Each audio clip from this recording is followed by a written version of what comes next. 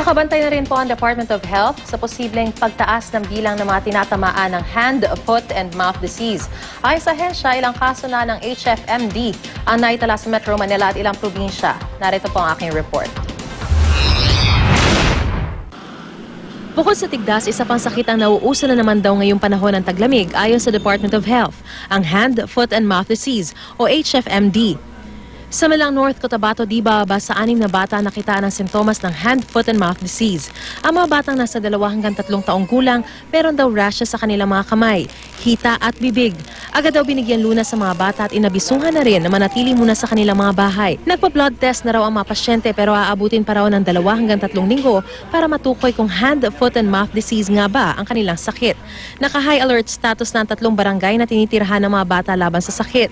Ang hand, foot, and mouth disease ay common viral illness o sakit na karaniwan tumatama sa mga bata edad 5 pababa, lalo na sa mga mabababa ang resistensya. Posible o manungkok sa K16 o di kaya enterovirus 71 ang mga virus na nagdudulot ng sakit na ito.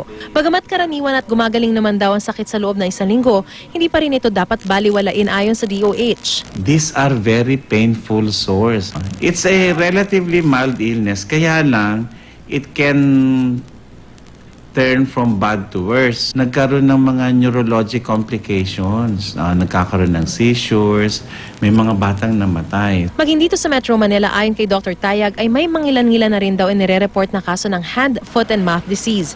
Kabilang sa mga sintomas ng sakit ay ang lagnat at pagtubo ng butlig-butlig sa kamay, paa at bibig.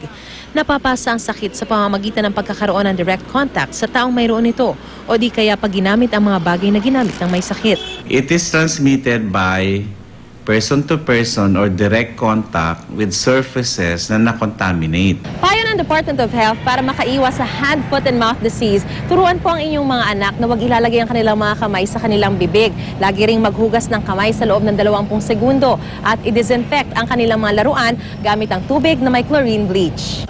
Ang DOH binabantayan ang posibleng pagkalat ng complicated HFMD kung saan pwedeng tumirik ang mata, tumitigas ang leeg, tulog ng tulog ang bata at dehydrated ang mga mayroon ito. Kung tinamaan ang sakit, uminom lang ng paracetamol para sa lagnat. Magpatingin agad sa doktor at ipadala ang blood sample sa Research Institute for Tropical Medicine o RITM. Dapat ding wag munang umalis ng tahanan para di makahawa sa iba.